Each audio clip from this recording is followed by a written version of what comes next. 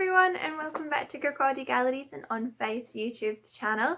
I'm Niamh, and today we will be reading another chapter of Peter Pan. So this is chapter 4. So, quick catch up. Where did we leave our story? So, the darling children had just left the nursery as Peter had taught them how to fly. The nursery windows had been burst open and they were just about to take off into the night sky. So here we are, chapter 4, the flight. Second on the right and straight on till morning. That, Peter had told Wendy, was the way to Neverland. But even birds, carrying maps and consulting them at windy corners, could not have sighted it with these instructions. Peter, you see, just said anything that came into his head. At first his companions trusted him implicitly, and so great were the delights of flying that they wasted time circling round church spires and on any other tall objects on the way that took their fancy. John and Michael raced, Michael getting a start. They recalled with contempt that not so long ago they had thought themselves fine fellows for being able to fly round a room. Not so long ago. But how long ago? They were flying over the sea before this thought began to disrupt Wendy seriously. John thought it was their second sea and their third night. Sometimes it was dark and sometimes light, and now they were very cold and again too warm. Did they really feel hungry at times, or were they merely pretending because Peter had such a jolly new way of feeding them? His way was to pursue birds who had food in their mouths, suitable for humans, and snatch it from them. Then the birds would follow and snatch it back, and they would all go chasing each other gaily for miles, parting at last with mutual expressions of goodwill. But Wendy noticed, with gentle concern, that Peter did not seem to know that this was rather an odd way of getting your bread and butter, nor even that there are other ways. Certainly they did not pretend to be sleepy. They were sleepy, and that was a danger, for the moment they popped off, down they fell. The awful thing was that Peter thought this funny. "There he goes again!" he would cry gleefully as Michael suddenly dropped like a stone. "Save him! Save him!" cried Wendy, looking with horror at the cruel sea far below.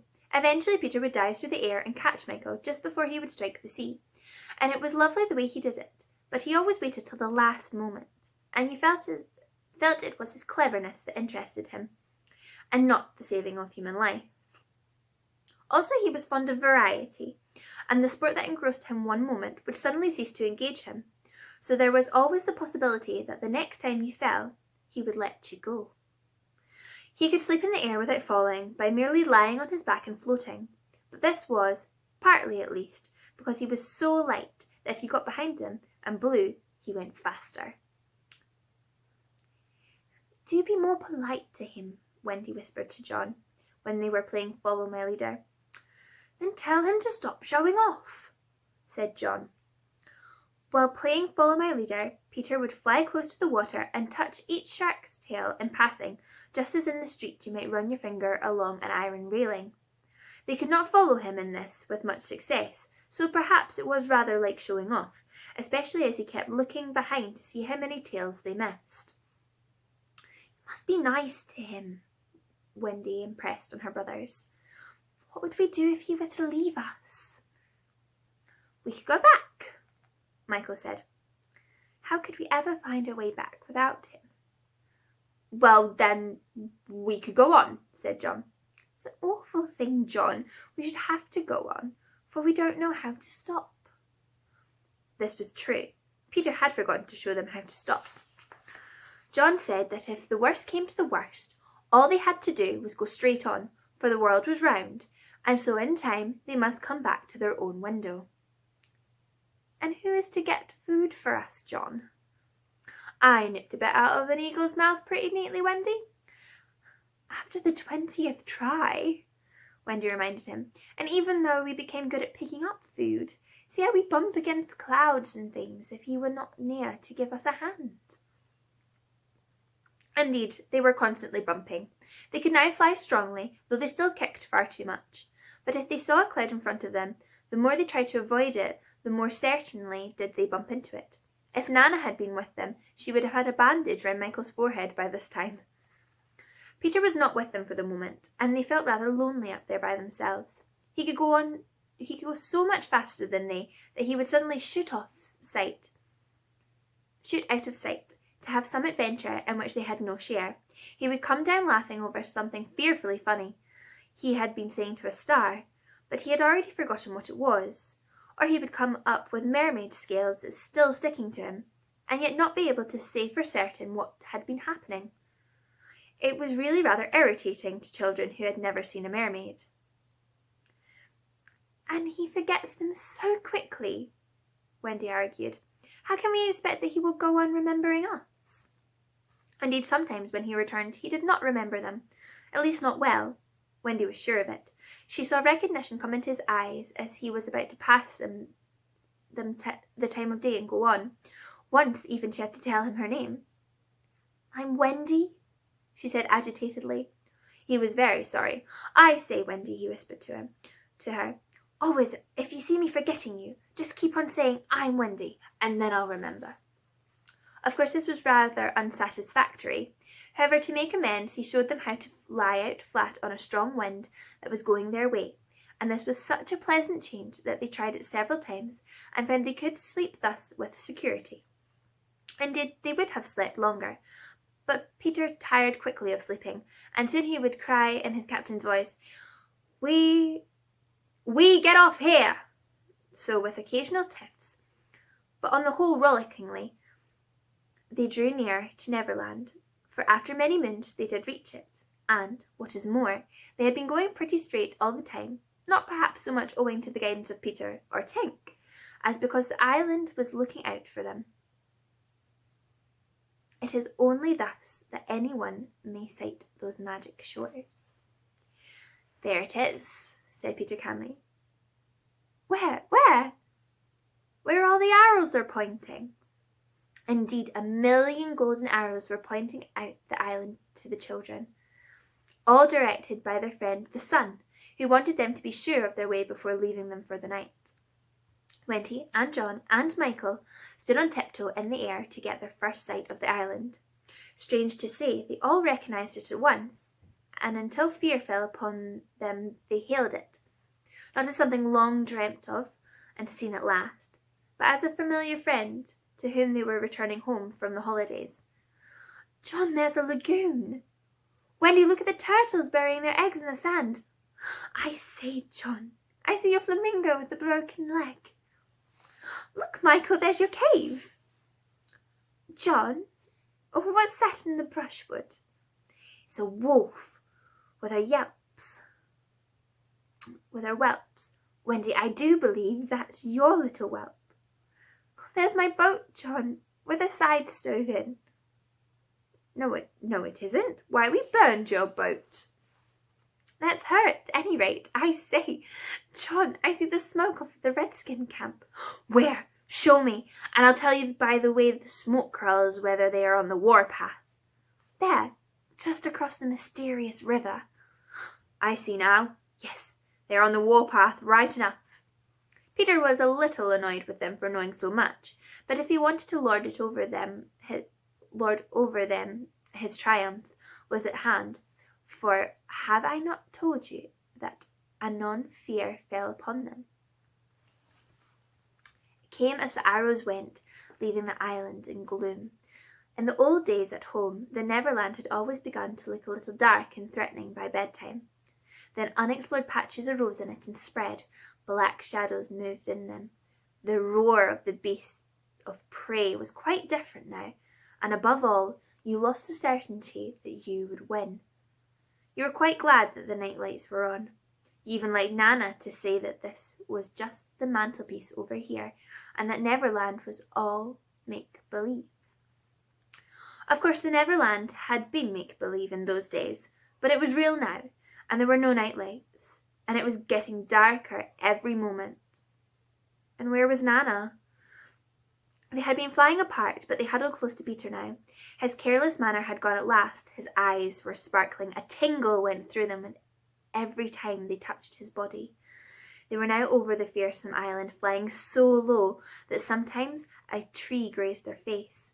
Nothing horrid was visible in the air, yet their progress had become slow and laboured, exactly as if they were pushing their way through hostile forces. Sometimes they hung in the air until Peter had beaten on it with his fists. "They don't want us to land," he explained. "Who are they?" Wendy whispered, shuddering. But he could not or would not say. Tinker Bell had been asleep on his shoulder, but now he wakened her and sent her on in front. Sometimes he poised himself in the air, listening intently with his hand to his ear, and again he would stare down with his eyes so bright they seemed to bore 2 holes into the earth. Having done these things, he went on again. His courage was almost appalling. "Do you want an adventure now?" he said casually to John. "Or would you like us to have tea first?" Wendy said, "Tea first," quickly, and Michael pressed her hand in gratitude, but the braver John hesitated. "What kind of adventure?" he said cautiously. "There's a pirate asleep in the pampas just beneath us," Peter told him. "If you like, we'll go down and kill him." "I don't see him," John said after a long pause. I do. "Suppose," said John a little huskily, "we were to wake up." Peter spoke indignantly. "You don't think I would kill him when he was sleeping? I would wake him first and then kill him. That's the way I always do." "I say, do you kill many?" "Tons." John said how ripping, but decided to have tea first. He asked if there were many pirates on the island just now, and Peter said he had never known so many. "Who is captain now?" "Hook," answered Peter, and his face became very stern as if he hated that word. "Just Hook?" "Aye." Then indeed Michael began to cry, and even John could speak in gulps only, for they knew Hook's reputation. "He was Blackbeard's bosun," John whispered huskily. "He is the worst of them all, and he is the only man of whom Barbecue was afraid." "That's him," said Peter. "What is he like? Is he big?" "He is not so big as he was." "How do you mean?" "I cut off a bit of him." "You?" "Yes, me," said Peter sharply. "I wasn't meaning to be disrespectful." "All right. But I say, which bit?" "His right hand." "And he can't fight now?" "Oh, can't he just? Left-hander?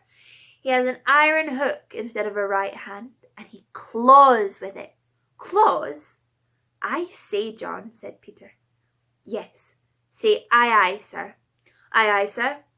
"There is one thing," Peter continued, "that every boy who serves under me had to promise, and so must you." John paled. "It is this. If we meet Hook in an open fight, you must leave him to me." "I promise," John said loyally. For the moment they were feeling less eerie, because Tink was flying with them, and in her light they could distinguish each other. Unfortunately, she could not fly so slowly as they, and so she had to go round and around them in a circle, in which they moved as in a halo. Wendy quite liked it, until Peter pointed out the drawback. "She tells me," he said, "that the pirates sighted us before the darkness came, and got Long Tom out." "The big gun?" "Yes, and of course they must see her light, and if they guess we are near it, then they are sure to let fly." "Wendy! John! Michael!" "Tell her to go away at once, Peter," the 3 cried simultaneously, but he refused. "She thinks we have lost the way," he replied stiffly, "and she is rather frightened, and I don't think I would send her away all by herself when she is frightened." For the moment the circle of light was broken, and something gave Peter a little pinch. "Then tell her," Wendy begged, "to put out her light." "She can't put it out. That is about the only thing fairies can't do, and if it goes out of itself when she falls asleep, same as the stars." Then tell her to sleep at once," John almost ordered. "She can't sleep except for when she's sleepy. It is the only other thing fairies can't do." "Seems to me," growled John, "there are these are the only two things worth doing. Here he got a pinch, but not a loving one. If only one of us had a pocket, Peter said, we could carry her in it. However, they had set off in such a hurry that there was not a pocket between the four of them. He had a happy idea. John's hat. Tink agreed to travel by hat if it was carried in the hand. John carried it, though she had hoped to be carried by Peter. Presently, Wendy took the hat, because John said it struck against his knee as he flew. And this, as we shall see, led to mischief, for Tinker Bell hated to be under obligation to Wendy. In the black topper, the light was completely hidden, and they flew on in silence. It was the stillest silence they had ever known, broken only by a distant lapping, which Peter explained was the wild beasts drinking at the ford, and again by the rasping sound that might have been the branches of the trees rubbing together. But he said it was the redskins sharpening their knives. Even these noises ceased. To Michael, the loneliness was dreadful. "If only something would make a sound," he cried. As if in answer to his request, the air was rent by the most tremendous crash he had ever heard. The pirates had fired Long Tom at them. The roar of it echoed through the mountains, and the echoes seemed to cry savagely, "Where are they? Where are they? Where are they?" Thus sharply did the terrified three learn the difference between an island of make-believe and the same island come true. When at last the heavens were steady again, John and Michael found themselves alone in the darkness. John was treading the air mechanically, and Michael, without knowing how to float, was floating. "Are you shot?" John whispered tremulously. "I haven't tried yet," Michael whispered back. We know now that no one had been hit. Peter, however, had been carried by the wind off the shot far out to sea, while Wendy was blown upwards with no companion but Tinker Bell. It would have been well for Wendy if at that moment she had dropped the hat. I don't know whether the idea came suddenly to Tink, or whether she had planned it on the way. But she at once popped out of the hat and began to lure Wendy to her destruction. Tink was not all bad, or rather, she was all bad just now, but on the other hand, sometimes she was good. Fairies have to be one thing or the other because being so small, they unfortunately have room for one feeling only at a time. They are, however, allowed to change. Only it must be a complete change. At present, she was full of jealousy of Wendy. What she said in her lovely tinkle, Wendy could not, of course, understand, and I believe some of it was bad words. But it sounded kind, and she flew back and forth, plainly meaning, "Follow me, and all will be well." What else could poor Wendy do? She called to Peter, and John, and Michael, and only got mocking echoes in reply. She did not yet know that Tink hated her with the fierce hatred of a very woman, and so, bewildered and now staggering in her flight, she followed Tink to her doom. And that is the end of chapter 4. I hope you guys are all enjoying it, and I will see you again soon for chapter 5. Bye!